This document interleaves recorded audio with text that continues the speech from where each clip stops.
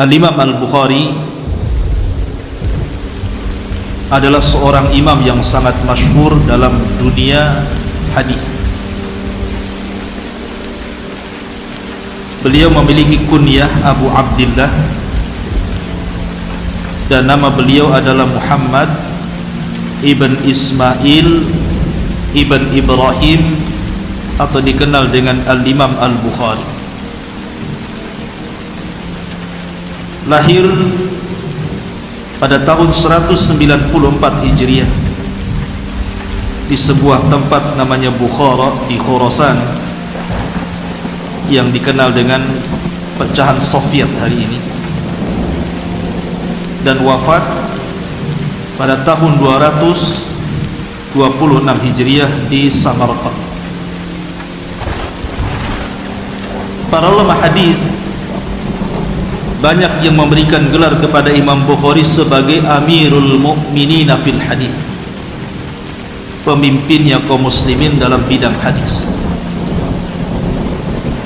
Dan dia hidup pada kurun ketiga dari hijrah Nabi sallallahu alaihi wasallam. Bahkan dikatakan Imam Bukhari adalah orang yang pertama kali meletakkan dalam Islam ini sebuah kitab khusus yang mengumpulkan hadis-hadis yang sahih saja. Bahkan kitabnya diakui oleh ulama dunia bahwa tidak ada kitab yang lebih sahih melebihi Sahih Bukhari, maksudnya setelah Al-Quranul Karim. Dan dia adalah salah satu kibarul huffaz, ulama yang sangat banyak hafalan terhadap hadis Nabi SAW, sampai-sampai ada yang mengatakan Allah Subhanahu wa ta'ala tidak menciptakan makhluk seperti Bukhari, seolah-olah Allah hendak menciptakan Bukhari memang khusus untuk mendalami hadis. Kemudian juga Imam Bukhari termasuk ulama yang sangat unggul dalam beberapa ilmu yang berkaitan dengan hadis, seperti ulumur rijal, al-jarh wa ta'dil, kemudian juga ulum al-ilal. Sampai-sampai pujian para ulama membanjiri Imam Bukhari karena cerdasnya beliau ketika bicara tentang hadis Nabi sallallahu alaihi wasallam. Masyarul muslimin yang dimuliakan Allah Azza wa Jalla, baik kita mulai siapa Imam Bukhari. Imam Bukhari adalah Muhammad ibn Ismail ibn Ibrahim ibn Mughirah al-Bardizbah. Al-Bardizbah, salah satu buyut Bukhari, adalah seseorang yang berasal dari Persia. Dia beragama Majusi, kemudian meninggal di atas Majusi. Tetapi Mughirah sempat masuk Islam, sehingga keturunannya Ibrahim dan turunan Ibrahim Ismail menjadi ulama hadis. Jadi Imam Bukhari itu punya bapak seorang ulama hadis, namanya Ismail ibn Ibrahim. Bahkan Imam Ibn Hibban mengatakan sedikit sekali seorang ulama yang dia ahli hadis, bapaknya juga ahli hadis seperti Bukhari. Jadi ayahandanya Imam Bukhari itu seorang ahli hadis, cuman tidak terkenal. Kenapa? Karena memang tidak meninggalkan karya. Lain dengan Imam Bukhari, ada karyanya, makanya dikenal. Tetapi Imam Bukhari sendiri membuat bab dalam kitab tarikhnya tentang ayahnya sendiri. Jadi Imam Bukhari itu ada satu kitab namanya Tarikh, Kitabut Tarikh. Imam Bukhari meletakkan dalam kitab ini tentang bab soal bapaknya, kemudian menyebutkan terjemah bapaknya, dan dikatakan bahwa sesungguhnya ayahku seorang ulama hadis. Termasuk juga Imam Ibn Hibban mencantumkan dalam kitabnya tentang biografi ayahandanya Imam Bukhari. Maka dari sini wajar kalau seandainya Imam Bukhari menjadi ulama hadis, karena memang bapaknya ahli hadis. Lah Imam Bukhari sendiri menjadi khilaf para ulama tentang masalah dari mana asalnya. Ada yang mengatakan bahwa Imam Bukhari itu seorang Arabi, memang orang Arab asli, turunan Arab. Ada yang mengatakan Imam Bukhari itu turunan Turki, dan ada yang mengatakan bahwa dia turunan Persia. Di antaranya adalah pendapat Al-Khatib Al-Baghdadi dan juga Al-Imam An-Nawawi rahimahullahu ta'ala, dan ini diperkuat oleh Al-Imam Al-Zahabi, bahwa Imam Bukhari itu berasal dari turunan Persia. Dia bukan orang Arab, artinya dia non-Arab, karena dia orang Persia. Kakek buyutnya Al-Bardizbah seorang Al-Farisi Majusi. Tetapi ada yang mengatakan bahwa Imam Bukhari itu adalah Turki, dan itu disebutkan oleh Abdul Razak As-Samarqandi dan juga Abu Sa'id. Dan ada yang mengatakan dia adalah seorang Al-Arabi, seorang keturunan Arab, dan ini dikuatkan oleh Al-Hafidh Ibnu Hajar Al-Asqalani, termasuk juga Imam Ibnu Asakir dan juga Tajuddin As-Subki, seorang yang bermadhab Syafi'i. Tetapi yang masyhur, Imam Bukhari bukan orang Arab, karena dia dilahirkan di Uzbekistan. Uzbekistan yang sekarang ya, dulu disebut Bukhara, pecahan Soviet kalau sekarang ini Uzbekistan itu. Lah disebutkan bahwa Imam Bukhari itu lahir di malam Jumat di bulan Syawal pada tahun 194 Hijriah. Lah Imam Bukhari sama dengan para ulama yang lainnya terlahir yatim, sama dengan Imam Syafi'i terlahir yatim, kemudian juga Imam Ahmad terlahir yatim, kemudian Abu Hanifah terlahir yatim, termasuk Imam Bukhari. Jadi Imam Bukhari itu sejak kecil ditinggal meninggal ayahnya, dan yang merawat Imam Bukhari itu adalah ibunya. Dan Imam Bukhari memiliki ibu yang sangat salihah, walaupun tidak dikenal tentang biografi dan siapa namanya, tetapi ibunya Imam Bukhari itu adalah pecinta ilmu, sehingga karena didikan ibunya inilah maka Imam Bukhari menjadi ulama besar, ulama hadis. Dikisahkan bahwa Muhammad bin Ismail, atau dikenal dengan Imam Bukhari ini, ketika lahir matanya buta. Jadi Imam Bukhari itu ketika lahir buta matanya. Jadi ibunya selalu menangis setiap malam, berdoa kepada Allah Subhanahu wa taala agar Allah Subhanahu wa taala mengembalikan pandangannya. Ada yang mengatakan seperti yang dikatakan oleh Imam Al-Lalikai, bahwa ibunya bermimpi. Dalam mimpinya dia berjumpa dengan Nabi Ibrahim. Kemudian setelah berjumpa dengan Ibrahim alaihi salatu wassalam, maka Nabi Allah Ibrahim mengatakan, sungguh Allah telah mengembalikan pandangan putramu. Ketika kemudian ibunya terbangun, kemudian lihat putranya Imam Bukhari, rupanya sudah Allah sembuhkan kedua matanya. Itu riwayat Imam Al-Lalikai rahimahullah ta'ala. Dan walaupun Imam Bukhari dulunya buta, ketika lahir dia buta, karena banyak doa ibunya supaya Allah menyembuhkan kedua matanya, akhirnya Allah sembuhkan. Lah Imam Bukhari ini punya pandangan yang tajam, padahal dulu sempat buta, itu kemudian Allah sembuhkan. Sampai-sampai dijelaskan, Imam Bukhari itu selalu mencatat hadis. Apabila tidak ada biaya untuk membeli semacam lampu templon, mungkin bahasa kita, maka beliau keluar rumah kemudian mencari bulan. Jadi dari cahaya bulan itulah semalaman suntuk Imam Bukhari terkadang menulis atau memindahkan tulisan. Anda bisa bayangkan menulis dengan cahaya bulan.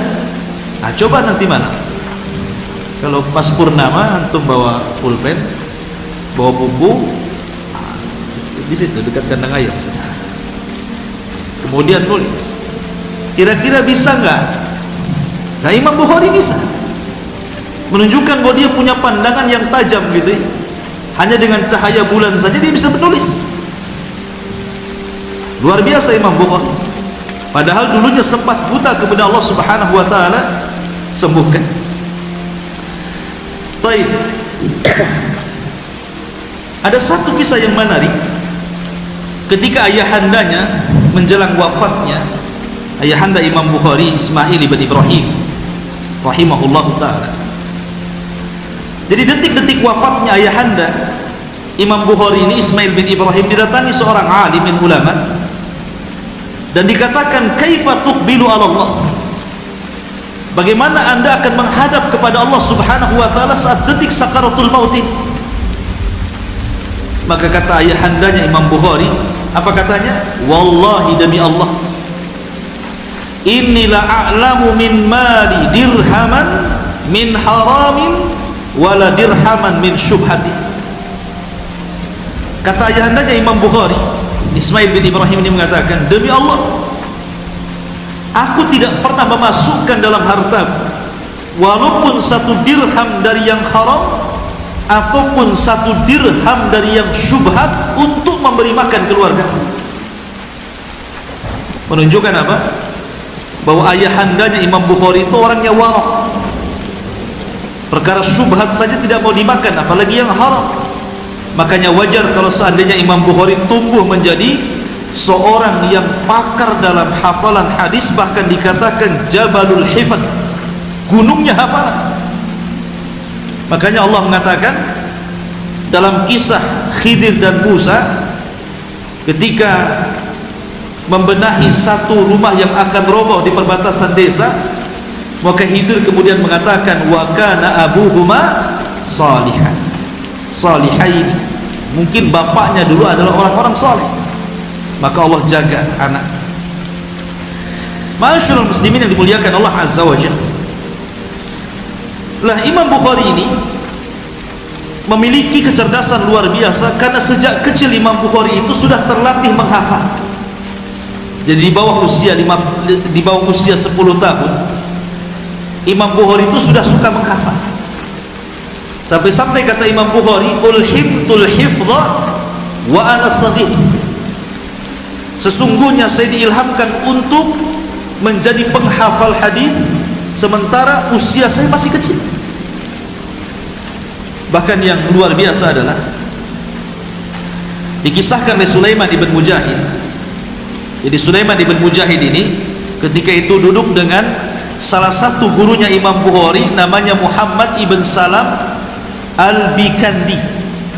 Muhammad ibn Salam al-Bikandi, salah satu Imam Bukhari.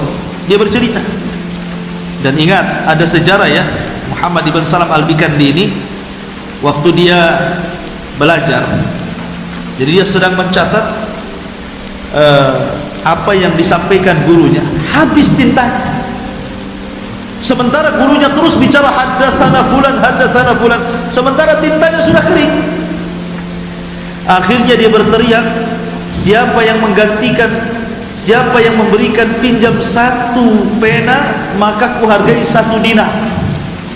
Padahal 1 dinar bisa membeli 10-20 kolam. Karena takut kalau seandainya ketinggalan catatan. Itu gurunya Imam Bukhari itu, ya, Muhammad ibn Salam al-Bikandi. Lah jadi Muhammad ibn Salam al-Bikandi ini suatu ketika cerita kepada Sulaiman ibn Mujahid. Lah Imam Bukhari ini baru saja kemudian duduk di majlisnya, kemudian pergi. Katanya Muhammad ibn Salam al-Bikandi kepada Sulaiman ibn Mujahid ini, kalau seandainya kamu tadi datang cepat ke sini, kemudian engkau berjumpa dengan anak kecil, maka engkau akan takjub dengan anak itu, karena anak itu yahfad 70.000 hadis. Anak itu memiliki hafalan 70.000 hadis. Ketika itu usia 11 tahun. Jadi ketika usia Imam Bukhari itu 11 tahun, kata gurunya Muhammad bin Salam al-Bikandi kepada Sulaiman ibn Mujahid, kalau engkau tadi cepat saja datang kemari sebelum perginya anak kecil itu, engkau akan melihat bahwa ada anak kecil mampu menghafal 70 alf hadis, 70.000 hadis di usia 11 tahun. Imam Bukhari. Jadi Imam Bukhari di usia 11 tahun sudah 70.000 hadis itu di kepalanya, di luar kepala. Sama dengan kita di luar kepala, tapi nggak masuk. Kalau Imam Bukhari di luar kepala ya betul-betul dalam kepala ya. Akhirnya kemudian Sulaiman ibn Mujahid penasaran, dicarinya anak itu, maksudnya Imam Bukhari. Setelah berjumpa, kemudian dia katakan seperti yang dikatakan Muhammad ibn Salam al-Bikandi ini, apakah engkau benar menghafal 70 alf hadis, 70.000 hadis? Kata Imam Bukhari, bahkan aksar, lebih daripada 70.000. Tapi ma'asyiral muslimin, setiap ulama itu punya ujian, termasuk juga Imam Bukhari. Imam Bukhari ini diuji oleh Allah Subhanahu wa taala persis seperti Imam Ahmad. Tetapi masalahnya yang menguji Imam Bukhari itu bukan siapa-siapa, tapi gurunya sendiri. Namanya Muhammad ibn Yahya al-Dhuhli rahimahullah ta'ala. Nah, Muhammad ibn Yahya al-Dhuhli ini sebenarnya seorang qadhi di Bukhara itu. Dia seorang qadhi, seorang pekerja kerajaan yang memutuskan sebuah perkara. Nah, Muhammad Yahya al-Dhuhli adalah orang yang paling berpegang dengan akidah Imam Ahmad, seorang ulama ahli sunnah. Dia gurunya Imam Bukhari dan gurunya juga Imam Muslim, Muhammad Yahya al-Dhuhli. Nah, salah satu keyakinan Muhammad Yahya al-Dhuhli menutup rapat-rapat tentang pemahaman Jahmiyah, di mana Yahya al-Dhuhli mengatakan, man qala lafdzul Qur'ani makhluk fa huwa jahl. Siapa yang mengatakan lafaz Al-Qur'an makhluk, maka dia jahil. Nah, ketika itu pandangan Imam Bukhari dengan pandangan Imam Ahmad berbeda. Bukan berbeda maksudnya mengatakan Quran makhluk, tidak. Cuman Imam Bukhari lebih memerinci.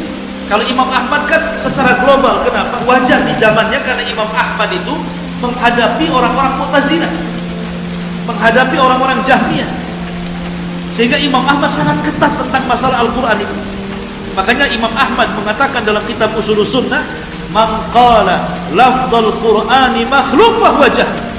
Barang siapa yang mengatakan lafaz Quran makhluk, maka dia Jahmi. Tapi Imam Bukhari beda. Imam Bukhari memerinci. Kata Imam Bukhari, dia mengatakan as-sautu sautul qari wal kalamu kalamul bari. Jadi Imam Bukhari mengatakan, kalau suara orang yang membaca Al-Quran, berarti suara orang yang baca makhluk. Karena suara yang membaca Quran itu kadang baik, kadang tidak baik, kadang enak, kadang gak enak gitu. Tetapi yang dimaksud al-kalam, ucapan yang keluar, maka itulah kalamullah. Jadi Imam Bukhari memerinci, kalau suaranya makhluk, tapi ucapan yang keluar kalamullah. Tapi Imam Ahmad mengatakan lafaz Al-Quran makhluk, Jahmiyah. Lah, ketika itu para ulama sudah tahu pandangan Bukhari yang berbeda dengan Yahya al-Dhuhli yang berpegang dengan pendapat Imam Ahmad. Ketika Imam Bukhari kemudian datang menemui Yahya al-Dhuhli, ketika itu Yahya al-Dhuhli mempersilakan Imam Bukhari untuk mengajar, dan subhanallah ribuan orang bertumplak di majelisnya Imam Bukhari. Ketika itu orang-orang sudah mewanti-wanti, jangan bicara tentang Al-Quran. Artinya jangan ditanya Bukhari soal mauqif dia tentang Al-Quran, karena dia lebih memerinci. Dan itu yang benar kata Imam Ibnul Qayyim rahimahullah ta'ala. Tapi ada saja Allah takdirkan yang bertanya, wahai Imam, bagaimana pendapatmu tentang lafzul Quran? Terpaksa lebih jawab. Kata Imam Bukhari, adapun lafaz Al-Quran, as-sautu sautul qari wal kalamu kalamul bari. Suara yang membaca Quran ya suara qari, tapi kalam yang keluar itulah kalam Allah Al-Bari. Dari sini Imam Bukhari difitnah mengatakan Al-Quran makhluk. Lah, ketika Imam Bukhari difitnah mengatakan Al-Quran makhluk, sampai pula kemudian berita ini kepada gurunya Muhammad Yahya al-Dhuhli, yang ketika itu seorang qadhi, Marah Yahya Al-Dhuhli. Akhirnya Yahya Al-Dhuhli memfatwakan agar jangan satu pun orang belajar kepada Bukhari, ditahdir sama guru. Akhirnya tidak ada satu pun orang yang belajar kepada Bukhari. Dan ketika itu Bukhari diusir dari negara itu, tidak boleh hidup dia di Bukhara. Nah dari situlah akhirnya kemudian Imam Bukhari keluar menuju Samarkand. Sampai di Samarkand dia ke rumah salah satu kerabatnya, tapi Allah Subhanahu wa taala takdirkan kemudian dia sakit. Lah disitulah Imam Bukhari merasa sempit dadanya karena difitnah masalahnya. Dan ketika itu dia berdoa kepada Allah Subhanahu wa taala. Namun sebelum dia wafat, kemudian Imam Bukhari pun akhirnya menulis satu buku bantahan kepada gurunya namanya Khalqu Af'alil Ibad. Ya, bantahan kepada gurunya Muhammad Yahya Az-Zuhri. Namanya Khalqu Af'alil Ibad. Baru setelah itu Imam Bukhari kemudian Allah takdirkan meninggal dunia. Ada yang mengatakan bahwa Imam Bukhari sebelum meninggal dia berdoa, Allahumma innahu qad dhaqat alayyal ard bima rahubat faqbidni ilaik. Ya Allah, rasanya bumi ini sudah sempit bagi, maka cabutlah nyawa. Ada yang mengatakan Imam Bukhari itu meninggal disebabkan karena sakit hati. Kan itu. Sakit hati karena gurunya difitnah, bayangkan dia sampai diusir dari negaranya. Wajar, dia manusia. Ya kan? Mata kabidan kata para ulama. Mati karena terlampau sakit hati kepada gurunya, jadi kepikiran sakit. Dan disitulah Imam Bukhari akhirnya kemudian meninggal dunia. Lah Imam Muslim ketika itu marah kepada Yahya Az-Zuhli. Kenapa? Karena ini sama-sama guru nih. Yahya Az-Zuhli juga gurunya Imam Muslim, Imam Bukhari juga gurunya Imam Muslim. Kok berdebat nih guru-guru dua-duanya? Marah Imam Muslim. Makanya Imam Muslim akhirnya apa? Setelah dia tahu permasalahan Imam Bukhari dengan Yahya Az-Zuhli, catatan Muhammad Yahya Az-Zuhli dikembalikan kepada gurunya. Makanya tidak ada dalam Sahih Muslim satu pun riwayat dari Yahya Az-Zuhli dicantumkan oleh Imam Muslim dalam Sahihnya. Kenapa? Karena dia membela Imam Bukhari. Tapi Imam Bukhari itu seorang murtadi. Walaupun dia difitnah oleh gurunya Yahya Az-Zuhli, tetap saja dalam Sahihnya dicantumkan hadis beliau, tapi dengan cara disamarkan namanya. Imam Bukhari tetap diambil. Karena dia gurunya, masalahnya kan gitu. Tapi dari sini kita bisa ambil petik hikmah bahwa Imam Bukhari sampai sedemikian difitnahnya, sampai diusir dari negaranya sendiri, kemudian dia lari ke Samarkand. Setelah itu dia meninggal di Samarkand. Tetapi ikhwatul fiddin, ada satu karya beliau yang sangat fenomenal yang kita sebut dengan Sahih Bukhari. Ada yang mengatakan bahwa dikisahkan bahwa kenapa Imam Bukhari sampai mengarang satu kitab namanya Sahih Bukhari. Ada yang mengatakan bahwa dikatakan kepada Imam Bukhari oleh seorang alim ulama besar namanya Ishaq ibn Rahawayh. Ishaq ibn Rahawayh dia mengatakan kepada Bukhari, "Lau jama'tum kitaban mukhtasaran li sahihi sunnati Rasulillah sallallahu alaihi wasallam." Ya Bukhari, cobalah kalau seandainya kau kumpulkan tentang hadis-hadis Nabi sallallahu alaihi wasallam dalam satu kitab, maka itu lebih baik. Maka dia mendengar nasihat Ishaq bin Rahawayh. Akhirnya kemudian Imam Bukhari pun mencatat, mengumpulkan hadis selama 16 tahun. Kemudian terkumpul satu buku yang disebut dengan Sahih Al-Bukhari. 16 tahun Imam Bukhari mengumpulkan catatan hadis atas saran daripada Ishaq ibn Rahawayh. Akhirnya berhasil mengarang satu buku yang kemudian dikenal sangat fenomenal karena bisa mengarang kitabnya Imam Malik. Dulu para ulama sepakat bahwa kitabnya Imam Malik Muwatta adalah kitab terselesai setelah Al-Quran. Itu sebelum lahirnya Imam Bukhari dan sebelum lahirnya Imam Muslim. Tapi kemudian setelah Imam Bukhari mengarang satu kitab dan mengumpulkan semua hadis Rasul yang sahih-sahih saja, dari situlah akhirnya para ulama menaikkan derajat Imam Bukhari menjadi kitab terselesai setelah Al-Quran dan derajatnya Muwatta turun. Karena setelah kemudian diteliti kitab Imam Malik Muwatta itu, di situ juga banyak hadis-hadis yang sahih, banyak hadis-hadis yang hasan, banyak hadis-hadis yang lemah gitu ya. Sehingga naiklah peringkat Sahih Bukhari, setelah itu Sahih Muslim ya, kemudian itu kitab-kitab sunan yang lainnya. Artinya bahwa Imam Bukhari akhirnya diakui dunia kitabnya tersahih setelah Al-Qur'anul Karim.